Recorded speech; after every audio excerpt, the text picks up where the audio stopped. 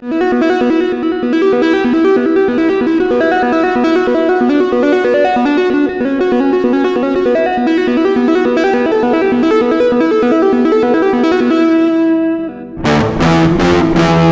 not to like? The psychic shopping club. I shop there all the time. My credit card's in overdrive.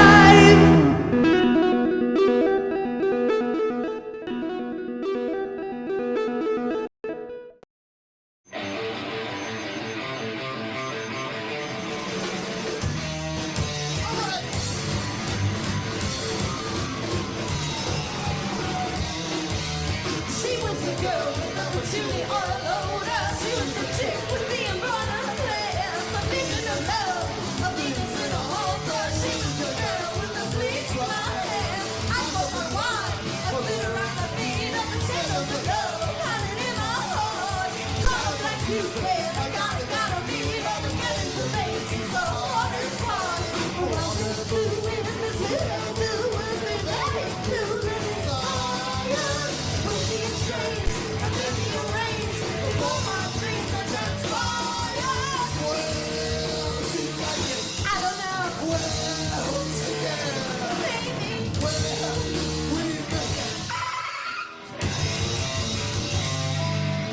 Check out the cute, like Louis not transformer. T-shirt and jeans with some ruby shades. Fluttering out of that phone, I'm a cursor. Eyes on my lips, now I've got it made. A casual ride like Tuesday. Out of my clothes, so I don't stay. Some person engaged, try follow me around, but full of big things. Shall we go to my love, share the passion flow? So obvious that we can fall with this cheesy drama for a reason. I do. I might. I'm so drunk. Bartender!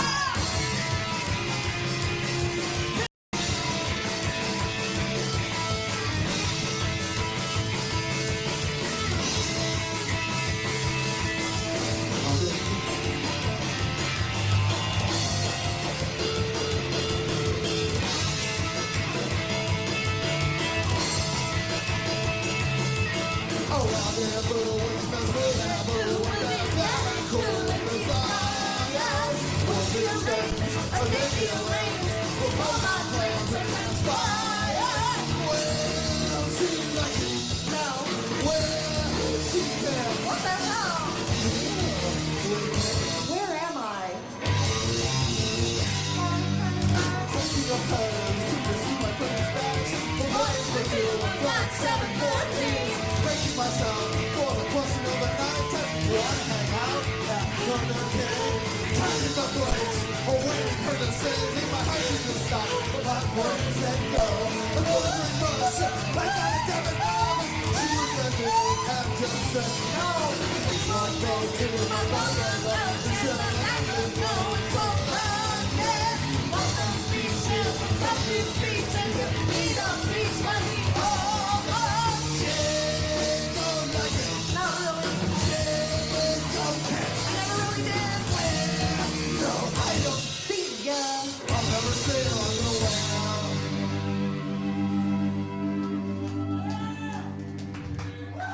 And if you wonder where the show ladies were waiting.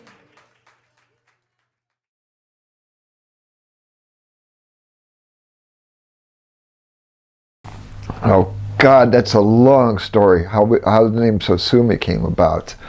Let's see, where do we want to start? At the beginning? Yeah, sure. Why not? We'll start at the beginning. A long time ago, boys and girls. No, anyways. I played in this band with Kevin Lytle called System 56. We rehearsed for 18 months and did 2 shows in Akron, and they didn't go over very well.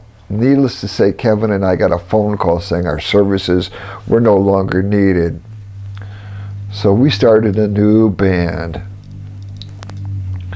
And for lack of a better name, we called it Synthetic Products, because that was a plastics factory or something that we used to drive past all the time on the way to rehearsal.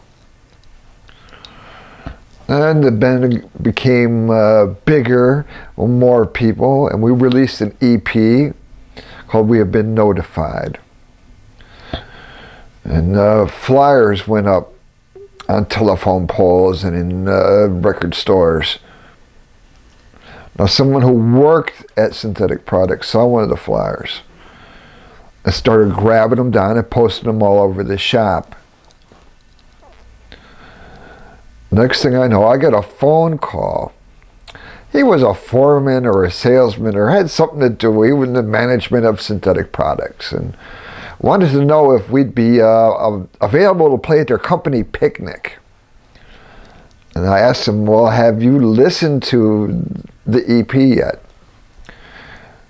And he said, no. And I said, well, why don't you listen to it and then call me back? A couple of days later, he calls me back and says, well, I think my kids might like it, but it's not really my cup of tea. I didn't think anything else about it. Then I get a letter followed by a phone call from a legal team in Cincinnati. They're going to sue me and take my house for trade disparagement. Evidently, they really didn't like the EP. So I had to change it. We had to change the name of the band. What are we going to change it to? I don't know. This lawyer called me every day for like 2 weeks. Well, maybe not every day, but it sure seemed like every day. Because God knows you don't want to have to talk to a lawyer.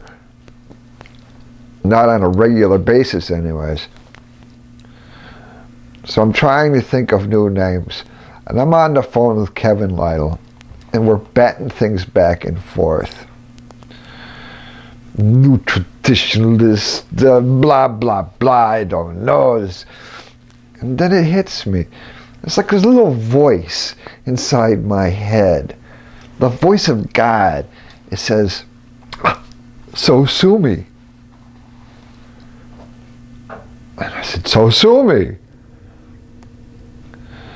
And then I said, that's great, that's perfect. How do we spell it? It's one word. And Kevin and I, we bantered back and forth over the phone and came up with the spelling SOSUMI, SOSUMi.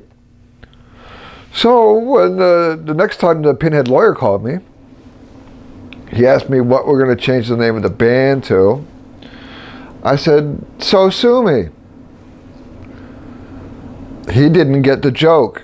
He'd obviously spent too many years in law school to have a sense of humor.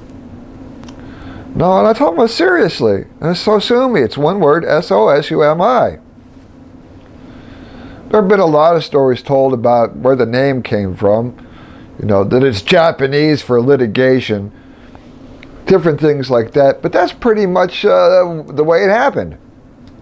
In a nutshell. I still understand what this one is.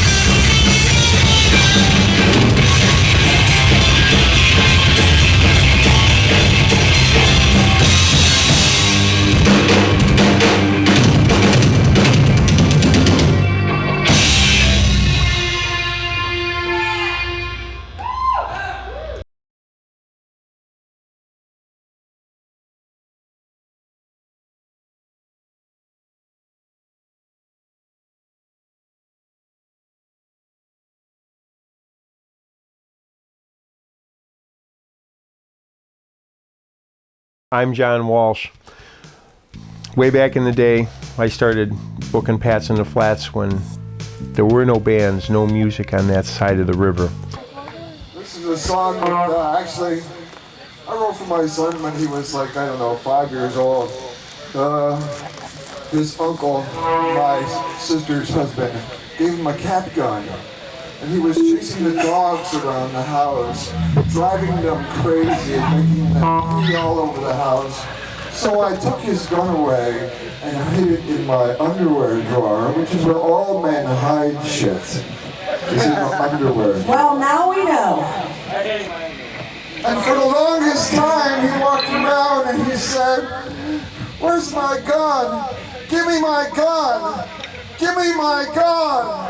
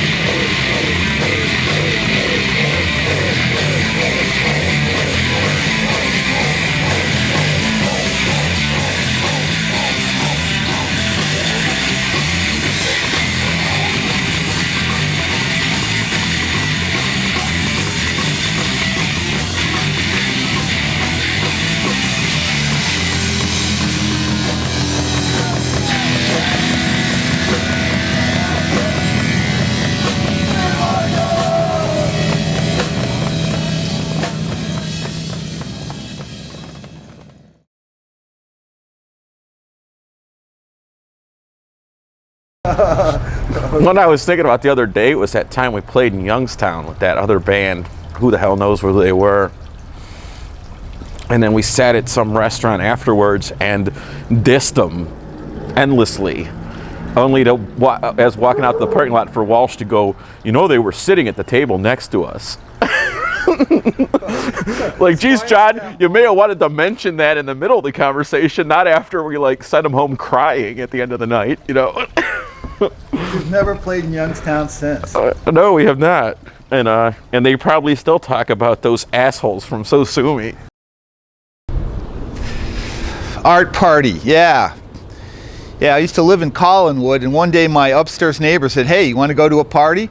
So we went down to University Circle by the Cleveland Institute of Art, and we were at this party. And like 5 minutes after we get to the party, didn't know anyone there. My neighbor is talking to some girl and really doesn't want to be bothered. So I had to like hang there all night and try to be outgoing and talk to people I didn't know, and it was really hard. Okay? And all you CIA students, all right?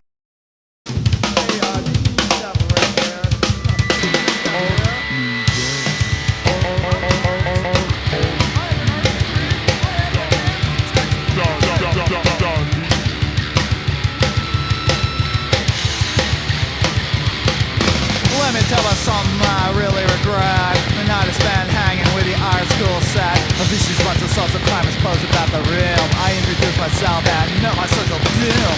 Art party, Cleveland Heights. Art party on a Saturday night. Art party in Cleveland Heights. Art party out at night.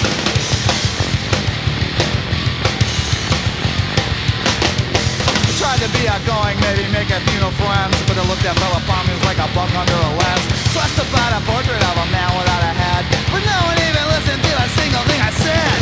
Art party, Cleveland Heights. Art party on a Saturday night. Art party, Cleveland Heights. Art party out at night.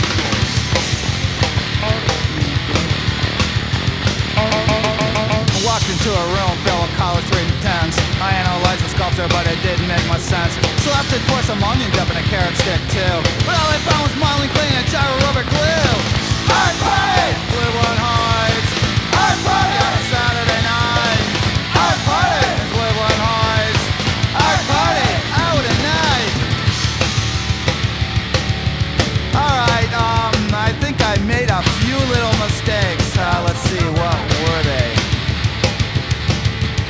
I brought the wrong kind of beer. I refused to give up one of my ears. I threw a match in an ashtray.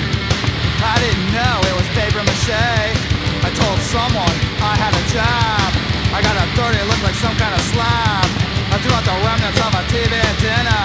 I didn't know it was a major winner.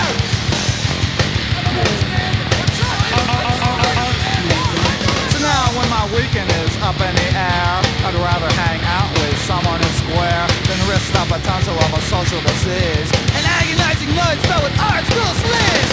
Art party, Cleveland Heights. Art party on a Saturday night. Art party, Cleveland Heights. I never got it for the rest of my life. Elvis on Belvedere. Elvis on a US post now.